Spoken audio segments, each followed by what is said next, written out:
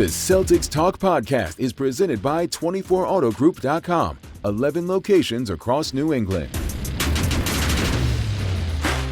What's up, everybody? Post-game pod coming to you after the Celtics get back on the winning track, 108-89 over the Miami Heat, who, these games have lost a little bit of their luster. I could spend a whole podcast talking about how the Miami Heat are steamrolling towards another 8th seed in the Eastern Conference. Jimmy Butler missing yet again. Whatever flair was there from all those years of bumping into the Heat in the playoffs and them stiff-arming you in Game 7 here at the Garden, it fizzled quickly. And not sure there's a roadmap for that team to getting back on track, but good luck, Pat Riley. But we're not here to talk about the Miami Heat. We're here to talk about your Boston Celtics. So where do you want to start? Do you want to go with JB being back out on the court after missing a game due to illness and going for 29 points? Do you want to go with Payton Pritchard's 4th straight game of 20-plus points off the bench, 25 points on 10 of 17 shooting, barking at the Miami bench about how no one could guard him? Derek White back out there as well, 19 points, plus 21 overall, 8 assists while steering this offense because no Drew Holiday in this game. I think I want to start with sort of the behind I was gonna say the behind the scenes crew, the stay ready group, whatever you want to call them, the group that doesn't see much playing time but is ready for their moments. I thought Joe Mazzulla had a great little quote. He was asked after the game about why he doesn't tell guys maybe night to night who's going to play until they need to know that information, and his answer was essentially like, hey, I want every guy to prepare like they're going to play every night, and that way you don't kind of throttle up, throttle down. You stay ready, legitimately. And, I'm pretty sure coming into the week that Drew Peterson did not expect to be playing 70 minutes over 2 games or 50 minutes between 2 games with the Celtics. And but that's just what kind of got dialed up with the Celtics being shorthanded each of the last 2 games. And so on this night, it's Luke Kornet, who was a DNP, who played limited role in Cleveland, and Jordan Walsh, who was a DNP in Cleveland, getting a start here against the Miami Heat. And I just love that Joe is willing to call on anybody and everybody at any point, and even going right back to Drew Peterson in this game. Look, Jordan Walsh's stat line was pretty quiet. Didn't play a whole lot besides, I think, his start of each half. Didn't make a shot, but had a couple clean looks. Rebounded the basketball well, defended, did his thing. I do think there's a value in just getting these guys minutes. I think it was the end of the Clippers game. Jordan had a couple plays, I think a dunk and a block or something like that, or a turnover caused. And I was like, man, he's had these little pockets during the year that you start to feel pretty good about. Like last year, at no point did you think, well, he's really turned a corner or grew as a 19-year-old, but clearly he's feeling better this year. And he's still only 20, so there's just such a runway here for him to continue to develop. And I just love that he's getting little opportunities in the middle of a season, in the middle of, no such thing as, it's not a must-win, but you're smarting from a loss last night against Cleveland, and you still get an opportunity to go out there and be with Tatum, Brown, and White in the starting lineup and help the team get a win. Credit to Drew Peterson. 7 points, 2 of 5 shooting, 7 rebounds, 26-04. Same deal. I wasn't sure if Joe would come back with him. I thought maybe he would play on that game against the Cavs, add some spacing to the floor and some shooting.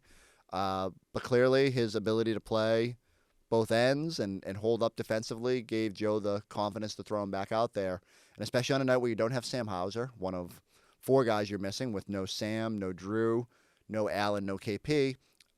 There was an opportunity there for another kind of wing to get some minutes. And I don't know how much you're going to lean on any of these guys and let's call them spots 9 through 14, and maybe even deeper because they're two-way guys. But it's a luxury to be able to feel confident that you have the depth that you can lean on. This isn't Steve Kerr playing 12 deep and maybe tweaking the Celtics about how deep he's going, even though he couldn't do it at the Olympics. But it is just if there's a situation where the Celtics needed to lean into their depth, they have it. And it's something I've been thinking a lot about because we had a conversation on our pregame show tonight. Have the Celtics met expectations, exceeded expectations, or fallen short of expectations? And like maybe just to give a little pizzazz to the conversation, I sort of said like I do think the Celtics could be playing better.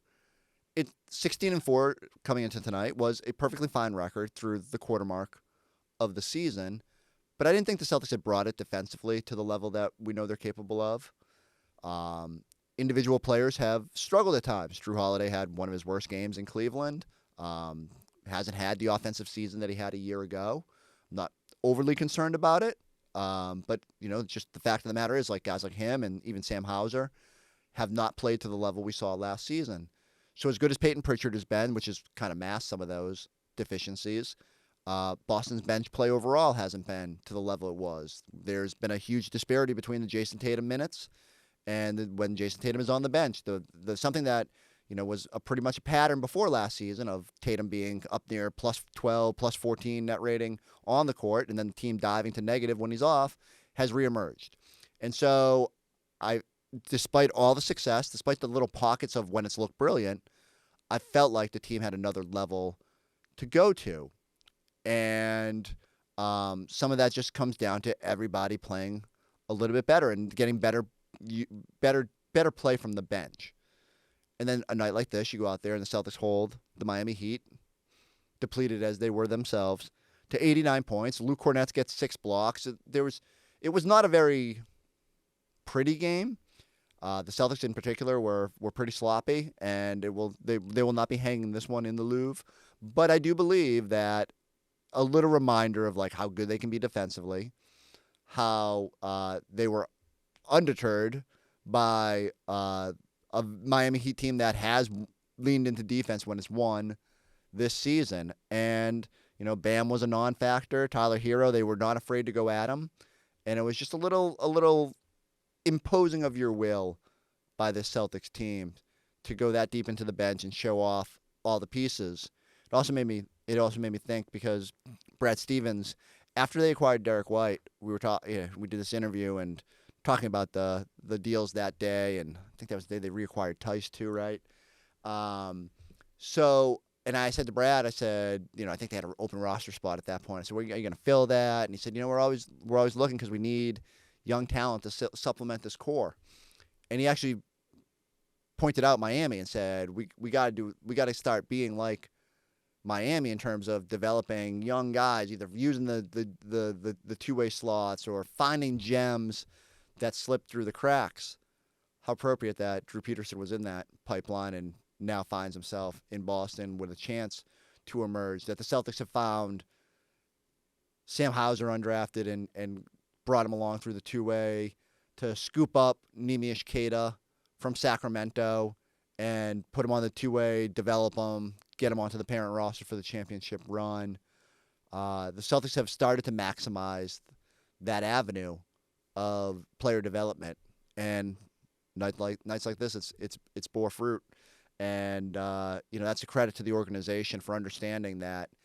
Hey, look, you got the best top 6 in basketball, but what the differentiator is the depth overall and the ability to lean on those players when you're not whole. And tonight was the perfect example of that. And the Celtics really deserve some credit. The one other thing I can't remember if I've said this on the pod yet, so I'm going to say it again. Whenever I'm watching Payton Pritchard now go off again, and how appropriate it was December of 2016 when Isaiah Thomas put the Celtics on his back on the second night of a back-to-back after losing in Cleveland, 29-point fourth quarter. Like, look, Payton didn't do that tonight, but he was pretty damn good. 25 points, 10 of 17 shooting, 5 rebounds, 4 assists, 2 steals, a block, plus 16 overall.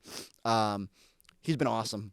And one thing I keep thinking about is Brad Stevens has made a lot of great moves over the last 2.5 seasons, and taking what Danny Ainge left and making it a championship roster and making the necessary tweaks, even begrudgingly, I'll admit that Rob Williams trade.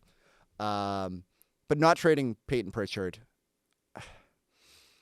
When you have depth like that, when you have a piece that could be moved for assets, it's so difficult not to at least be enticed. And so when the Celtics had Malcolm Brogdon and Marcus Smart and Derek White in front of him, it would have been very easy for the Celtics to be like, Payton was 22 when you drafted him. Like, what is the potential to develop him here? And they were willing to hold on to him. Brad saw the longer-term vision. I don't know if he knew exactly how it was going to play out, and moving both Brogdon and Smart and creating an opportunity with even after Drew Holiday comes aboard. But, man, it's one of those things that sometimes Red Auerbach and Danny Ainge used to say it. Sometimes the best move you make is the ones you don't. And I just keep thinking about it with Payton, like how different it could be, what the sliding doors moment if Payton Pritchard gets traded for a draft pick, and what that means to these Celtics, what it means, not even this year, last year, but like deeper down the road when Payton might be a starter for this team. And he deserves a lot of credit for hanging in there. The Celtics deserve a lot of credit for making sure he didn't go anywhere, for figuring out a way to let him spread his wings. Payton's been awesome. It's a big reason the Celtics are now 17-4. All right, we got NBA Cup to talk about. We got a game against the Pistons on Wednesday night. But first, here's more from our postgame show. The Black Friday countdown starts now. Drew Carter here with Slam Dunk Specials from Nissan 24. Lease a new Nissan Rogue for as little as $199 a month, or lease a new Sentra for as low as $124 a month. We want to buy your car, and we'll give you top dollar for it. Plus, get 24% off any brake replacement or coolant system services. Score your Black Friday deal before the final buzzer. Shop online at Nissan24auto.com. Even though they fell behind 7-0 right off the start, Celtics pretty much take control in the first quarter, second quarter, and then a little slow start to the third quarter, but full control after that. Yeah, my takeaway is that Miami doesn't look that good of a team. Like, usually when you look at the Miami Heat teams that usually come into the Garden or you go and visit them in South Beach, they're a team that plays hard. They have a toughness, a nastiness about them. They make it a grind-out game, and that's just not the case with this team. And credit to the Celtics for making it not that type of game. Payton Pritchard out there had his way. Jaylen Brown had his way. Jason Tatum ended up with a double-double. Luke Kornet was phenomenal at the rim, protecting the rim. I mean, we could just go on and on and on about what we were able to do against this team. And it's just, to me, uncharacteristic from a Miami Heat team to see that there was no fight, and for the most part, that's the one thing that you could guarantee that you're going to get. And because the reason why I say that is, what was the line was 6.5, right? 9.5. 9.5. Okay, so we were walking out and we were saying like, I don't know, that number might be a little bit too big, because we expect that fight, right, from the Miami Heat. But it just wasn't none from there, man. Sometimes as good as, and tonight, not sometimes, but tonight, it's just one team is better than the other team, and they just took the fight away from that team. Yeah, 89 points again for the Miami Heat tonight. So the Celtics defensively getting it done. Send it back out to TD Garden. Abby Chin standing by with Jaylen Brown, who had 29 points tonight. Under the weather last night, but clearly you came out in this one aggressive. What was the mindset in this rivalry game? Just can't lose 2 in a row. So I'm not feeling my best, but just want to come out there and beat for my team and just help us get a win. Back-to-back, it could be tough, so wanted to make sure we came out with the right energy. You dominated defensively, held them to 89 points, had 14 stocks. What did you like best on that end? I think that's where the game is won for us. It's being great on defense. We had that mentality. I think that's what makes us hard to beat. So that's where I like to encourage, and that's where I like to get after on the defensive side of the ball. So tonight we was able to do that, but we got to keep doing that all season long. That Stay Ready group proved they are ready. What did those guys bring for you guys? Yeah, we got some young stars. Shout out to our development team. They come in and they get to work. They listen to our coaching staff, and they're getting better and better. And they're ready when their number is called. You never know. Guys get injured, guys are out, and they step in and fill right in. So shout out to them, Jordan, Drew Peterson, JD, even Nimi at times. They've been excellent. So shout out to those guys. Even though you're not feeling your best, how good does it feel to beat the Heat? Always great. Always great. For me, it's just another win. It's the regular season, but, always great beating the Heat. Jaylen, thank you. Congrats. Thank you. All right, again, the Celtics playing without 4 of their top 8 players in this one, but still not a problem as they take care of Miami and send it back out to Drew and Scal. Your thoughts, Drew, on tonight's win? Well, first of all, Giles, agree with Jaylen. Always feels good to beat the Heat no matter who is in and who's not.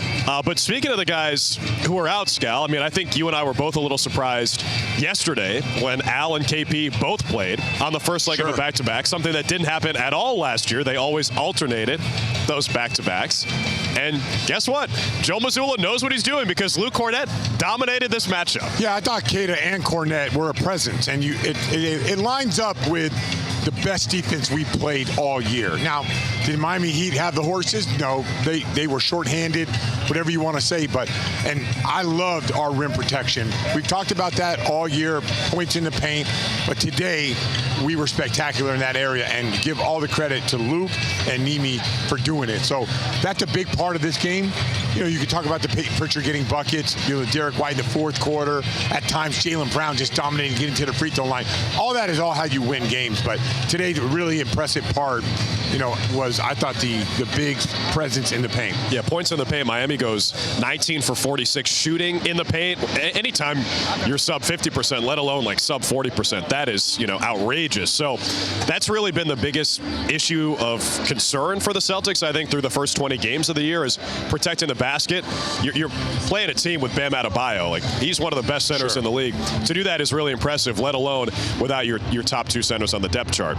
Then it's Payton Pritchard on the other end. And Scal, we're going to run out of superlatives for this guy because 25 points, 4 in a row with 20 points off the bench. First guy to do that for the Celtics since Isaiah Thomas almost a decade ago. Only guys with longer streaks, McHale and Bird. Yeah. Dick Life just handed me that. That's crazy. I mean, with this guy, it's almost like... Wait, why was Bird coming off the bench? I know, that was my first thought. It's almost like, am I reading this right? No. It does say Bird there with 5 games. But that's apparently what happened. And I don't question Dick Life.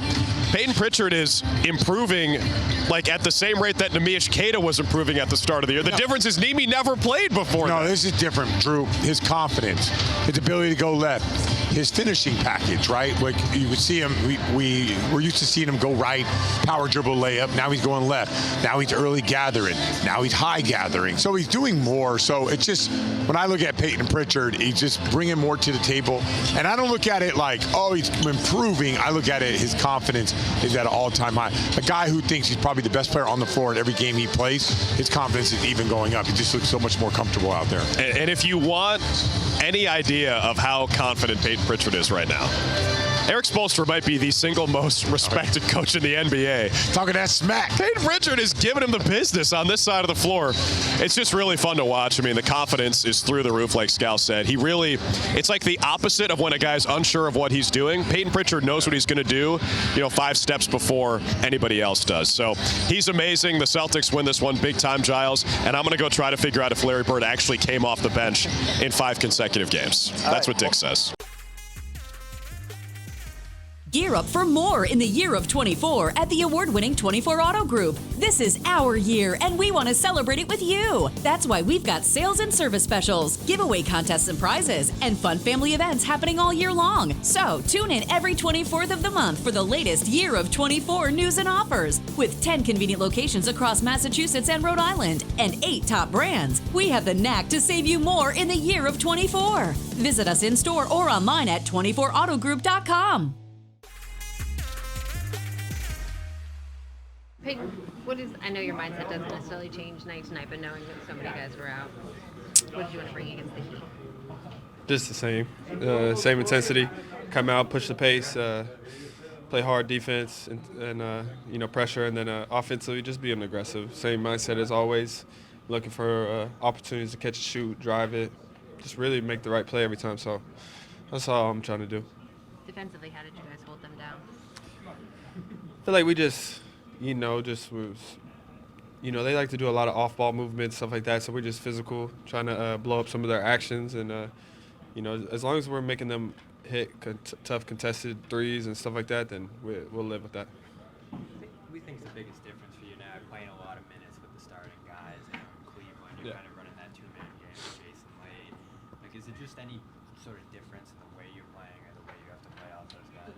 I don't know if it's different. It's just obviously I'm just playing more and just trying to make the right play with them, make their lives easier.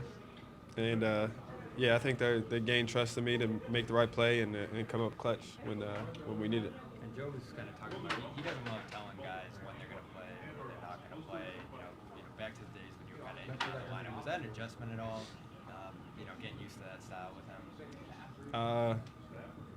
No, not really, because I was playing every off day anyway. So any moment I had a chance to play, and I was ready to play. So I never had a problem with that. If he said I was playing that day, then I was super excited to play. But it wasn't like I wasn't playing on non-game days and preparing myself for the moment. So I've been preparing myself for this moment for a long time. For guys like you, when they're kind of thrown into the fire there, like what advice do you have for them? Just be confident. Don't second guess yourself. Go out there and leave it all out on the floor. But I always tell people, like, as long as you're getting your workouts in and doing the little things, then you should be confident for your moment. If you're not handling yourself before the games and stuff like that, then that might be a problem. So if you're taking care of the rest, you should be all right on the court. You talk about making the right play. That's situational, right? For sure. It could be different.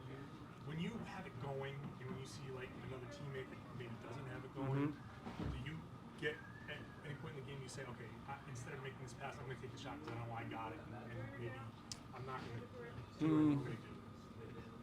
I mean, it could be a fail, but obviously if I break the defense down and there's 2 on the ball, and it don't matter if he's missed 5 in a row, I'm gonna make that pass because law of averages is he's probably gonna hit the next one. So I like the quote what Joe said. He said he live by principle, not by feeling. So it's kind of how you should play the game too. So just make the right play every time, and don't judge it off of how other people are playing or how yourself is playing. Just right decision. You guys had some lineups tonight that you haven't really used all year. What are the challenges? Like when it's the first time you look up and it's like, all right, I haven't had this vibe before, and kind of find that cohesion right away. Shouldn't be a challenge at all. Guys prepare for the moment. They know what the role is when they come in, and they know they have to do their job. And so I really don't think it's a challenge. So we know the spots on the court they need to get to. If they get a shot, don't turn it down. Did you have some words for Spo in that Miami bench? Well, I'm sure I said something, but like I said, I kind of black out in those moments sometimes. But obviously, I have a respect for them. They're a good organization. They play hard as a team, so it's nothing personal. It's just competitiveness at the end of the day. Payton, is this still a question? Is this still a rivalry between the Celtics and Heat? Like, do you guys still get up to play them? Honestly, I take it as a rivalry against every team. So I get up to play every team there is. It doesn't matter if they last place. So Miami's like I just said, they're a good organization. They come ready to play. And so do we. Tied a career high with 6 blocks. Just how are you feeling out there? What were you seeing that allowed you to kind of get into that position? I feel like I just want to do a job of protecting the rim, and I just feel like with their movement and positions and stuff, just being in the right place and being able to be aggressive and make plays, and I think it helps I haven't been able to play them a lot and have a little bit of feel for like people's tendencies and stuff like that. But just kind of be in the right spot and be able to make plays, and some nights it goes well in that respect, and honestly, there's not a whole lot more to say than that. Joe talked about how when you're playing physical, it just kind of like you play better. Is that just something that you have to focus on? Is that something you've been trying to focus on, just maybe using a little bit more physicality?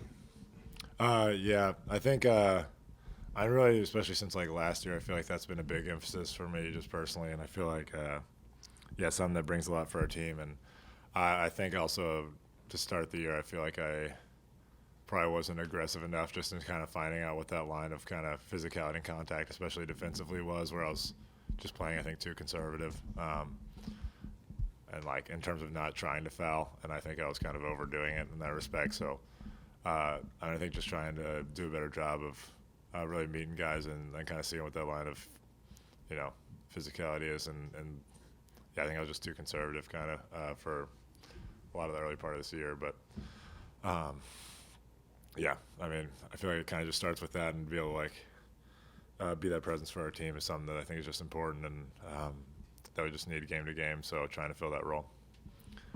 Luke, you've come up through that Stay Ready group.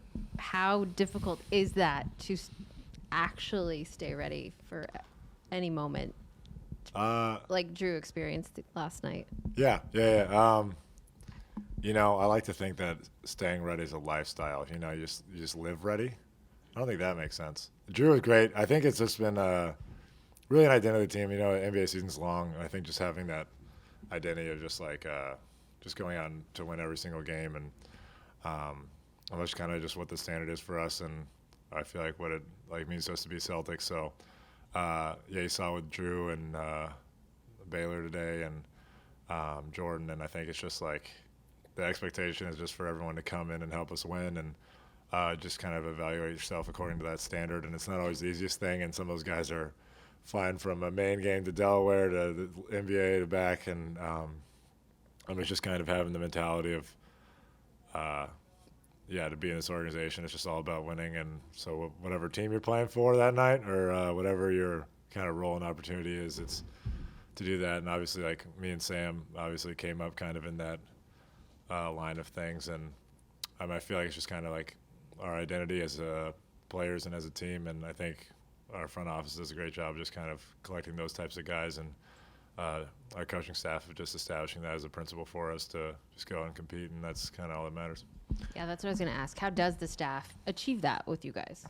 Yeah, I think a lot of it's just the work with everyone and their individual coaches and our player development group. I think they do a great job of one, just working on guys' games, and games where you probably are not more likely to play, like just during shoot-arounds and pregame, like really working on things. And I think a good balance too of like sort of trying to grow your game, but also knowing when it comes to if you're getting minutes in one of our games, like one of the NBA games, just what like your role is going to look like, and what the skills that are kind of just most help the team, and how you can kind of just best provide. And you're kind of just always balancing that line. I feel like our coaches, their perspective on that and their ability to like understand kind of jumping in and out of that, but also just like I don't know, I feel like there's a good understanding of like it's going to be a lot of random things kind of coming at you, but knowing what you're evaluating guys on and what you're holding them accountable towards versus what's like not necessarily in your control, and just like continuing to grow in that perspective and have like a larger look at things than just the one day, but also the day is all that matters. So it's kind of both things at the same time. Yeah. Celtics Talk is presented by 24 Auto Group, where now through the end of the year, they are doubling your down payment at all 11 locations throughout southern New England. Go to 24autogroup.com for more info. All right, coming up, before we even get to Wednesday night and the visit from the Pistons, we're more interested in the Pistons game on Tuesday night, because NBA Cup play is wrapping up. And even though the Celtics are inactive on the final day, they're in the clubhouse. They are 3-1, but they're looking at a crowded leaderboard and trying to figure out if they're trying to maximize this golf analogy, if they can create a get to a 2-hole playoff and, I don't know, sneak into a wild card spot. I can't stretch this analogy anymore. So here's what they need. They need the Orlando Magic to beat the New York Knicks, and so that the Orlando claims the group title there and essentially eliminates the Knicks from wild card contention. And they need the Bucks-Pistons game. Doesn't matter who wins.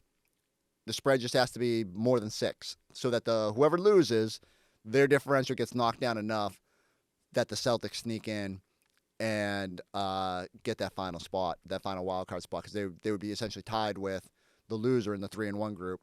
And that would give the Celtics the break. So, like, some work to do here.